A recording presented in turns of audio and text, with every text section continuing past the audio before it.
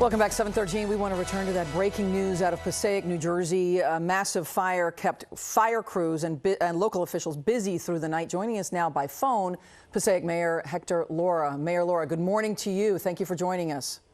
Good morning. Thank you. Can you tell us how big this fire was at the height?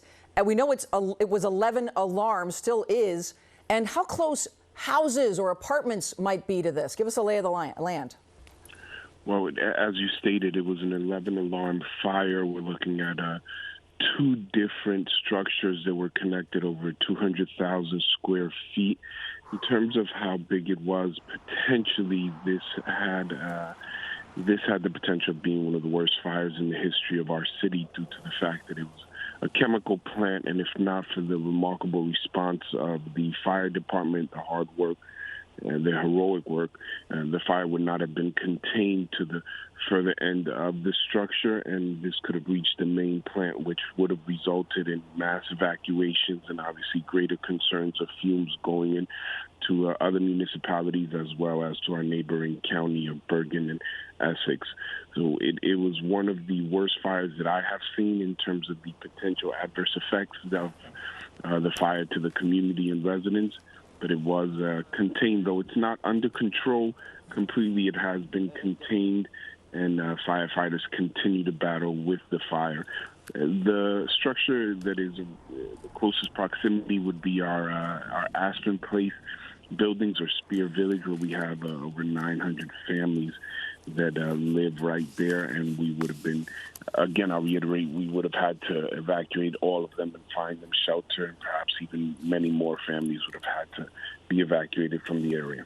Mayor, so your neighbors there who are living in closest proximity, Astor Place and Spear Village, is that right? No one had to leave the area, is that right?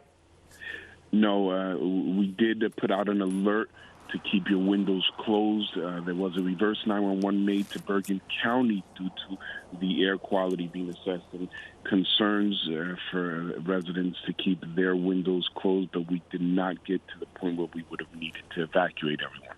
So the building that burned was building furniture for casinos, is that correct? So we've got wood, varnish. Is there a chance that could cause air quality problems, the varnish? Yes, with all fires, anytime chemicals are involved at all, there is a reason for concern. And there were portions of the chemical plant with the chlorine pellets. There were over 100,000 pounds of pellets that were affected directly by the fire, as per Chief of the Fire Department, Patrick Trenacos. However, again, the concern did not rise to the level where we would have been requested to evacuate. We actually had DEP. I was on the phone with Governor Phil Murphy, who immediately made resources available from the state. They were able to assess the air quality while the fire departments, mutual aid, over 11 companies from different municipalities and counties were fighting this, again, one of the worst fires that I have seen.